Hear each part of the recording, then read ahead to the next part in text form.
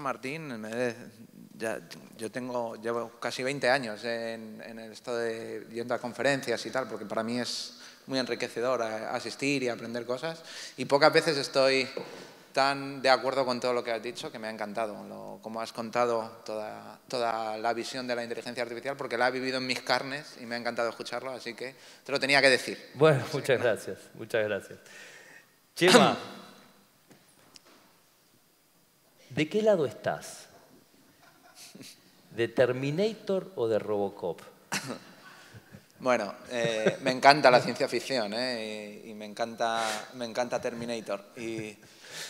Pero he de decir que yo tengo una visión muy positiva de la tecnología. Creo en los seres humanos, ¿no? Y creo que la tecnología no es ni buena ni mala, sino somos nosotros los responsables de utilizarla. E intentar demonizar la inteligencia artificial es como intentar demonizar otras grandes cantidades de avances tecnológicos que hemos hecho. Entonces, es verdad que existe la posibilidad de que utilicemos algoritmos de inteligencia artificial para cosas que no son buenas para los seres humanos, pero lo que debemos hacer es, como sociedad, tener la madurez adecuada para evitarlo, ¿no? Y yo tengo una visión más de Robocop, ¿no? Ahí de Murphy. Sí, como la inteligencia artificial ayudando al humano en vez de reemplazándolo. Lo tengo clarísimo. O sea, yo creo que la tecnología que debemos hacer debe ser siempre para favorecer a las personas, ¿no? Hay que poner a las personas en el centro de la creación de tecnología, y es lo que intentamos en todo momento. Cuando estabas haciendo el gráfico, tú ponías al consumidor en el centro, volvías a dar a la persona el corazón de todo lo que estamos haciendo, ¿no? Y eso no se nos tiene que olvidar nunca. Definitivamente. Se dice por ahí, ¿no?, que la inteligencia, o es sabido, ¿no?, que la inteligencia no tiene una sola dimensión, sino que hay animales que son más inteligentes que nosotros en ciertos aspectos. Una ardilla puede guardar 1000 nuts en distintos lugares y acordarse durante años dónde las guardó para ir a buscarlas en el invierno, ¿no? Y en eso supera ampliamente al humano. Y una calculadora de 1970 hace cálculos más rápido que cualquier humano también. Y Google se acuerda de muchas más cosas de las que nos acordamos nosotros. O sea que ya las máquinas superan al humano en muchos lugares. Los animales también superan al humano a veces en distintos lugares. Entonces es como que estos compromisos de ingeniería dirían o darían la pauta de que es imposible que exista una sola máquina para todo. O sea, cuando yo me subo a una Ferrari, anda muy bien en la ruta y a 300 kilómetros por hora, pero para el tráfico de la Ciudad de Buenos Aires por ahí no es tan apta. Entonces hay un compromiso de ingeniería que ha tomado el ingeniero que diseñó Ferrari para decir, bueno, yo me quedo con que vaya a 300 kilómetros por hora y no importa el confort. La pregunta que quiero hacerte es, ¿vos pensás que con todos estos avances puede llegar un momento que haya una máquina que pueda entrar en todas las dimensiones de la inteligencia y pueda realmente simular lo que hace un humano? Bueno, me haces una pregunta complicada y compleja. Lo primero que tengo que preguntar lo de la Ferrari, ¿eh? Yo todavía no he podido subirme a una Ferrari y me muero de ganas. Yo tampoco, pero me contaron. Me muero de ganas. Menem tenía una hace un tiempo. Al final, cuando hablamos de inteligencia y hablamos de inteligencia artificial, hablamos de la capacidad de resolver problemas complejos y utilizamos siempre como referencia al ser humano, pero el ser humano no es, ni mucho menos, el ser más inteligente sobre la Tierra, ¿no? Bueno, sobre la Tierra probablemente sí que lo sea, ¿no? Pero no podemos decir que en la existencia el ser humano es el más inteligente ni el más apto para resolver todos los problemas complejos que existen, ¿no? Es verdad que nos ha hecho esa inteligencia ser suficientemente buena como para reinar sobre la Tierra, pero no resolver todos los problemas. Hablabas de problemas pequeños como el de la ardilla y las bellotas que son mucho mejores que nosotros a la hora de resolverlos, y existen muchos más, ¿no? Perdón. Lo que sí que creo es que la tecnología nos va a sorprender constantemente, y sí que creo que llegaremos al momento en el que haya una inteligencia capaz de resolver todos los problemas que es capaz de resolver el ser humano. Yo creo que eso va a pasar. Llegará en un momento en el que será capaz de superarnos ampliamente. Sin embargo, cuando miramos al ser humano hay que mirarlo en otro tipo de dimensiones, ¿no? Hablamos de una persona que somos capaces de tomar decisiones en contra de lo que nos dicta la inteligencia. Somos personas emocionales, tenemos un montón de factores que nos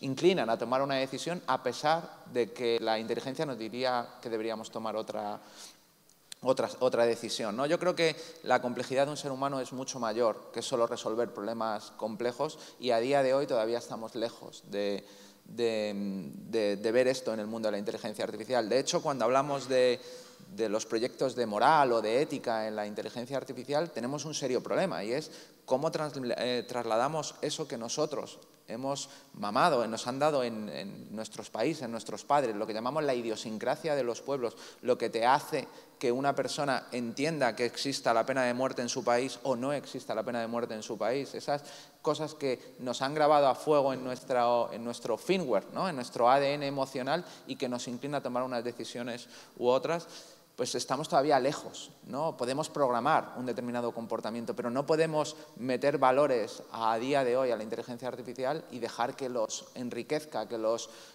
haga más grande, que se convierta en un líder de esos valores y que los transforme, que es lo que vemos en los seres humanos. Periódicamente vemos personas que cogen esos valores y nos los llevan más allá, ¿no? Esa parte todavía creo que le falta mucho a la inteligencia artificial. Y no estoy diciendo que no seamos capaces que no llegue algún día a verlo, pero creo que la parte de resolución de problemas complejos será fácil que no suceda, la parte que nos hace humanos será todavía mucho más complicada. Muy verdad lo que decís. ¿La música nos hace humanos? Bueno, yo creo que la música es una forma de enviar mensajes a una parte muy humana, ¿no? Esa capacidad de programar emociones que tiene la música es algo muy de estudiar, ¿no?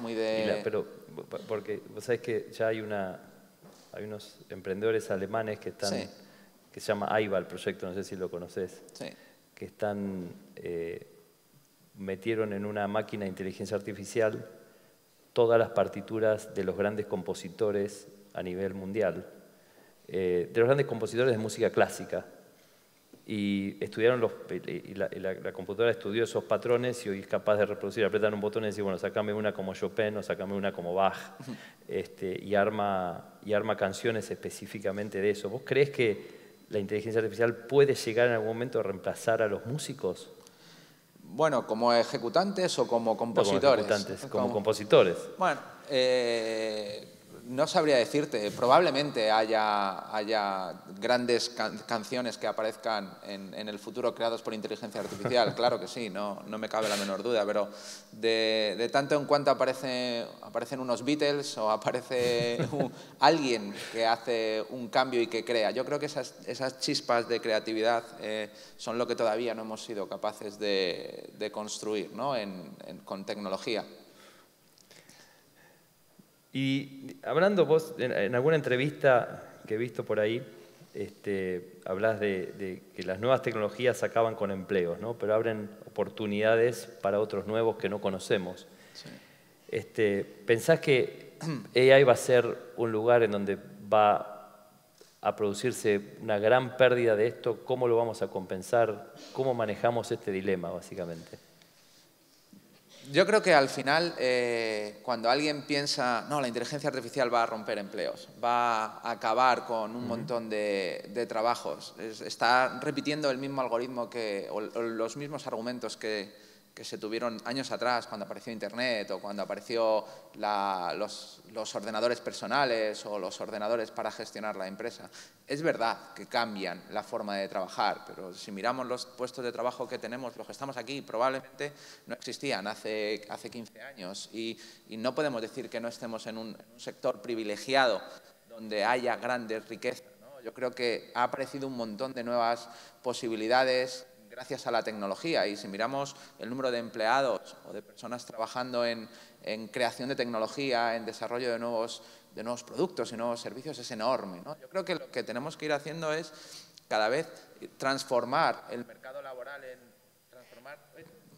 transformar el mercado laboral e intentar que no se nos quede mucha gente desconectada, ¿no? Yo creo que la labor de de las sociedades, de los países, es ir adaptando la fuerza laboral y los trabajadores a la nueva realidad que nos vamos encontrando. Y yo creo que ahora mismo no se trata de formar a la gente en una disciplina, en formarle en inteligencia artificial o en formarle en programación o en blockchain o algo así, sino yo creo que los países deberían, o las sociedades donde estamos, empezar a desarrollar esas habilidades que necesitan de verdad los trabajadores de hoy en día, que es la capacidad de autoaprendizaje, ¿no? Lo que llaman el learnability. Esto que permite a una persona, como muchos de los que estáis aquí, a enfrentarse a algo totalmente nuevo, como son los sistemas cognitivos en la inteligencia artificial, y hacerlo con naturalidad, sin que suponga un estrés y transformar la manera de vivir. Yo creo que lo que tenemos que empezar a hacer en las sociedades es, para no dejar gente atrás,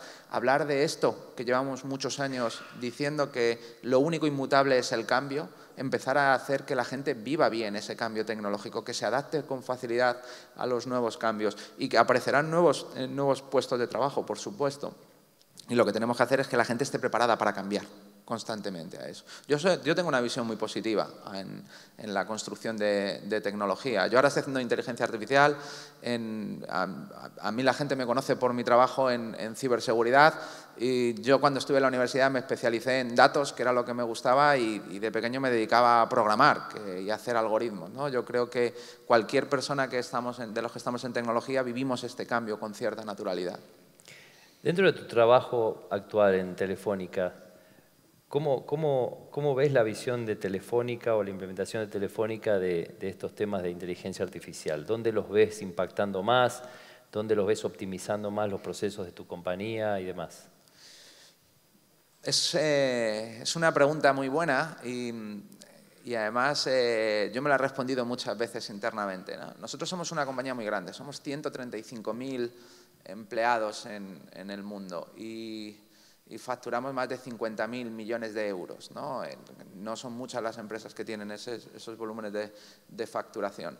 Y cuando tienes un negocio tan exitoso, es difícil hacer un cambio, ¿no? Porque está funcionando el negocio, seguimos teniendo más de 350 millones de clientes en todo el mundo, etcétera, ¿no? Entonces es difícil cambiar la manera de hacer las cosas por algo que ponías ahí, ¿no? La cultura. ¿Cómo entiende la cultura de la compañía que tienes que cambiar, ¿no? Cuando eres la sexta telco del mundo y cuando eres la telco mejor valorada en Europa.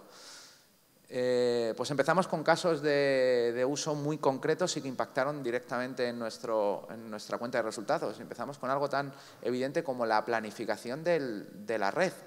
Yo recuerdo cuando estuve hace 2 años, todos los veranos vamos a Silicon Valley y nos reunimos con los CEOs de las principales empresas, ¿no? De Google, Microsoft, Facebook, etcétera, ¿no? Y estuvimos con Google y le preguntábamos a Google cómo iba su proyecto de despliegue de fibra en New York, y nos dijeron, lo hemos parado.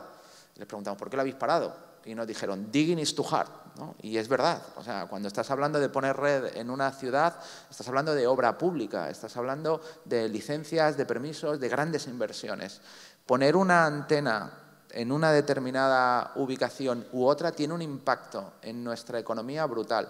Pues desde hace años, nuestros primeros casos de uso fueron utilizar algoritmos de Machine Learning para el despliegue de las redes de 4G en los países. Ya no es en base a conocimiento o en base a experiencia. Ya estamos utilizando directamente Machine Learning, que está diciendo cómo debemos poner las redes, ¿no? De las antenas. Esto impactó muchísimo en la cultura de la compañía, donde se vio el gran potencial que teníamos.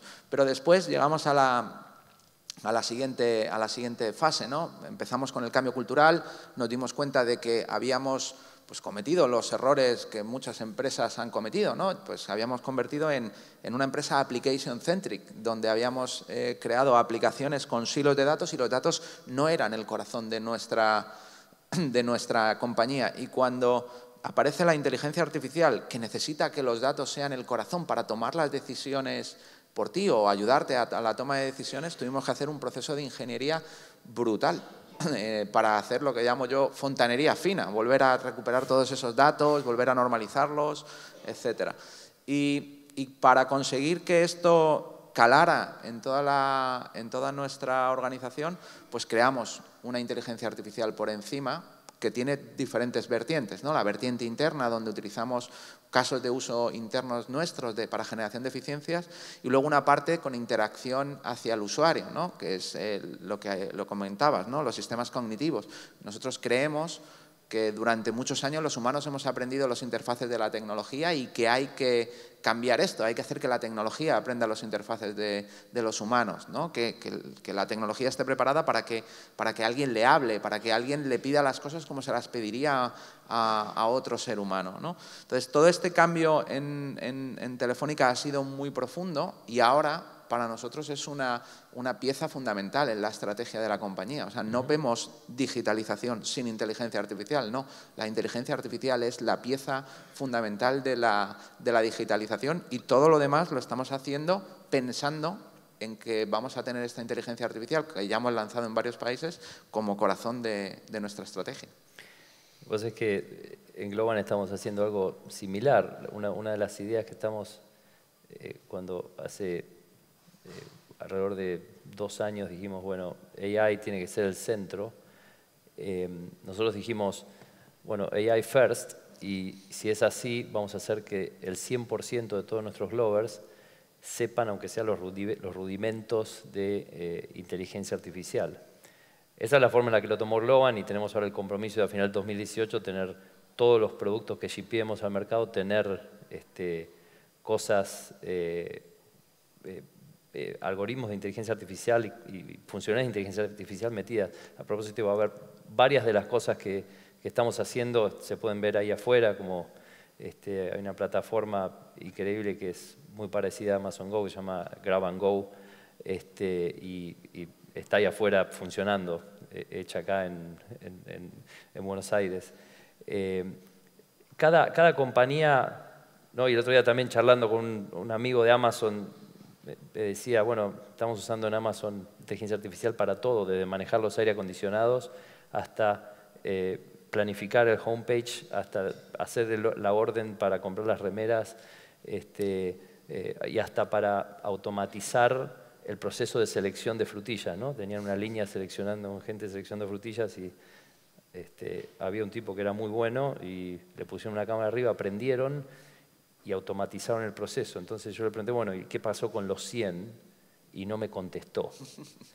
Entonces, la pregunta que tengo para vos es, ¿cómo vamos a empezar a manejar esos dilemas en donde efectivamente sucede que hay un reemplazo y donde no damos abasto con la velocidad para poder reentrenar a esa gente hacia otros lugares, ¿no? Ya sé que es difícil, pero bueno, ¿qué opinas? Me pones una pregunta muy complicada. Sí, es un penal. es muy difícil. Es cierto que la inteligencia artificial va a entrar a todos los rincones. Y a mí me gusta mucho una frase que dice siempre Satya, ¿no? Cuando hablaba de esto de la inteligencia artificial, es que la inteligencia artificial es ambient. O sea, está en el ambiente, o sea, está en todas partes. Hablabas tú de la visión artificial aplicada a las fotografías de la cámara. Yo recuerdo cuando estuvimos viendo el proyecto de Loom, de Google, para poner la red de comunicaciones en la estratosfera con los balones, con los globos, pues que cuando se le rompe el balón, lo fotografían con cámaras de alta precisión, les hacen no sé cuántas pasadas y al final le ponen un algoritmo para aprender cómo se ha roto el globo, ¿no? Es bastante impresionante y el despliegue que hacían. Y está en todas partes. Y, por supuesto, va a haber un reemplazo de determinados puestos de trabajo, ¿no? Hablabas de la colocación de las fresillas, ¿no? De la frutilla, ¿no? De cómo seleccionarlas que eran dulces, etcétera. Pues yo creo que la única forma es formación, educación y preparación de las personas para el cambio. Y no es fácil, no es una cosa sencilla, no hay una fórmula mágica. Yo en mi despacho en Telefónica me puse un póster, yo llené todo Telefónica de superhéroes y puse uno en mi despacho que era de Frozen. ¿Todos habéis visto la película de Frozen? ¿Todos habéis visto Frozen? ¿Quién no ha visto Frozen? ¿Quién no ha visto Frozen, por favor? Abandonad la sala inmediatamente. Bueno, en la película de Frozen son dos personajes, uno que es Elsa, que tiene mucho poder y cuando hay un problema, pues crea un castillo de hielo, pero no arregla nada. Con todo su poder se hace un castillo de hielo y no arregla nada. Y la otra es Ana, que no tiene ningún poder, es una persona normal y lo que hace es empezar a trepar la montañita, ¿no? Yo creo que no hay soluciones mágicas y yo siempre tengo a los dos personajes para explicarles que esto no va de ser Elsa y tener mucho presupuesto y hacer castillitos, sino que esto va de trepar la montañita y de hacer el trabajo. Y si no haces bien el fix the basics en la sociedad, si no preparas bien a la gente, si no está bien formada, bien educada, va a ser muy complicado que se adapten al mundo laboral que se nos viene encima. ¿Cómo podemos hacer para cuidarnos de los errores en esa inteligencia artificial cuando la ponemos a cargo de cosas? Obviamente que las decisiones siempre son humanas, ¿no? Sí. Pero al fin del día la inteligencia artificial está empezando a tomar más y más decisiones, desde una inteligencia que está manejando un auto hasta las que están haciendo un pedido en Amazon o están tradeando en forma automática en la bolsa. ¿Cómo podemos hacer para protegernos de esos errores y esas decisiones que no van a estar más en nuestras manos y que van a generar un ambiente como medio raro, ¿no? En el cual los humanos perdemos un poquito el control? Sí, y yo ponía el ejemplo de dos inteligencias artificiales, ¿no? Yo decía, bueno, imaginaos que hacemos una inteligencia artificial que se dedica a poner los bonus o despedir a los empleados de low performance utilizando datos públicos de esas personas o de comportamiento de utilización de los sistemas. Se puede hacer, saber quién está en low performance, quién va a entrar en low performance, etcétera, ¿no? Podría llegar el caso de que una inteligencia artificial pusiera como low performance a una mujer que está embarazada y no lo sabe la propia mujer, porque el patrón que llega, pues la inteligencia artificial ha decidido que va a empezar a cogerse bajas porque lo ha aprendido de datos históricos o por información en las redes sociales, o vete a saber, y la pone en low performance y podría ser una injusticia, ¿no? Que tu compañía empezara a tomar esas decisiones afectando a valores que hemos defendido durante mucho tiempo como sociedad, ¿no? De determinados valores sociales para proteger determinadas situaciones en nuestra sociedad. Pero por otro lado, imaginemos que hay una empresa que tiene una inteligencia artificial, como tú decías, para invertir, ¿no? Y que analiza cómo se comportan las empresas y cómo funcionan. Podría llegarse a dar la paradoja de que el algoritmo de inversión no invirtiera en empresas que tienen protección o límites a sus inteligencias artificiales con el low performance y que, por lo tanto, le fuera mal a la compañía porque todas las inversiones no fueran y estaríamos haciendo tecnología que iría en contra de las personas, ¿no? Que no es lo que queremos. Y además, con una dificultad añadida, y es que una vez que el algoritmo ha aprendido, y estamos hablando de redes neuronales, estamos hablando de deep learning, es muy complicado hacer el seguimiento de por qué ha tomado esas decisiones. No es trivial, no es fácil. Si ya es complicado cuando tiene que hablar con tecnología, ir a un juicio a explicar a un juez por qué ha sucedido algo y explicar todos los detalles técnicos, imaginaos en el futuro cuando lleguemos a este nivel de complejidad. No, es que el algoritmo dijo que y nosotros aplicamos el algoritmo y hacer un paso atrás del algoritmo, un seguimiento para saber cómo ha afectado. Vamos a encontrarnos con situaciones que creo que nos van a generar muchos conflictos, sobre todo en la parte de regulatoria, legal y como sociedades, que todavía no nos estamos ni imaginando dónde vamos a llevar, ¿no? Vamos a llegar. Y no es fácil, no hay una solución fácil. ¿Cómo ves el tema de inteligencia artificial aplicada a uno de los temas que quizás sea lo más relevante que está pasando hoy en día, que es la seguridad informática? Estamos todos paranoicos con eso, sabemos que es muy fácil acceder a un teléfono, acceder a cualquier lado. ¿Cómo ves a la inteligencia artificial en dos aspectos? Primero, sirviendo contra los hackers que quieren... Los cibercriminales. Para nosotros hacker es bueno. Sí, hacker es bueno, tienes razón. Primero, sirviendo contra los cibercriminales y segundo, ayudando a protegernos mejor, ¿no?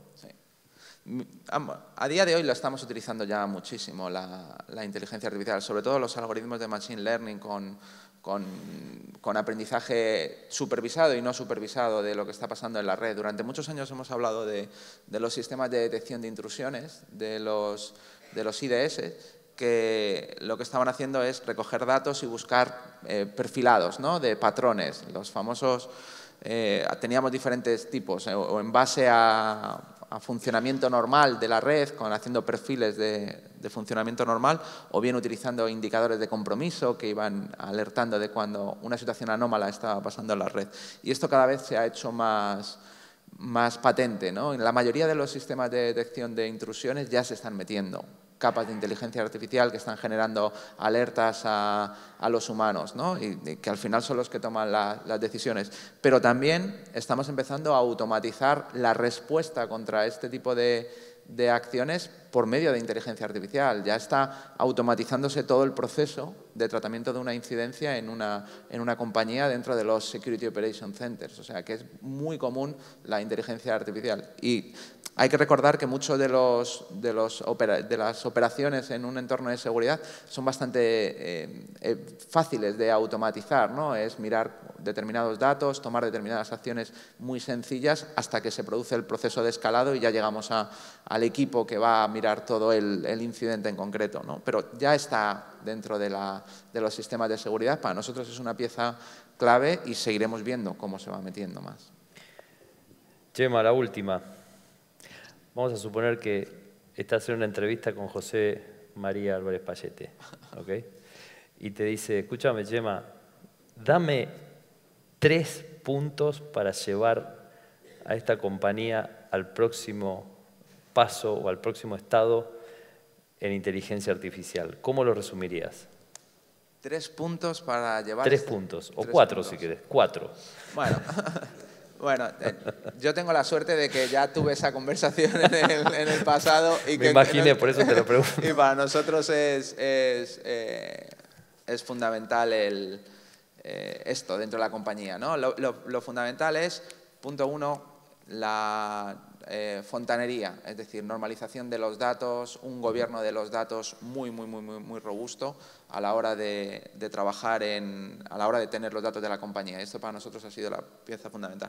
El segundo, un cambio cultural a la hora de definir cualquier nuevo servicio que no se haya diseñado teniendo en cuenta la potencia de la inteligencia artificial no vale, ¿no? De hecho, lo ponemos como una de las piezas claves. Luego, el tercero, el cuidado del talento. Nosotros llevamos mucho tiempo cuidando meter talento dentro de la compañía y tener gente con capacidades de aprendizaje y en este nuevo mundo, porque no vas a hacer la tecnología de hoy en día si no tienes gente preparado con ello. Y lo cuarto es, y esto es fundamental, es que la compañía se lo crea desde el board hacia abajo, si no es imposible. De hecho, el rol del Chief Data Officer, que es el mío y que llevo la inteligencia artificial, es de los pocos que está en el comité ejecutivo para mandar un mensaje muy claro de que esto es importante, esto lo vamos a hacer. Y como le decía yo, la primera vez que nos reunimos con tu equipo hace 2 años, cuando yo dibujaba, decía, esto es imposible hacerlo, pero lo vamos a hacer, ¿no? No nos queda otra. Muy bien, bueno, muchas gracias. Gracias a ti, Martín. Por favor, gracias por haber venido. Gracias, gracias.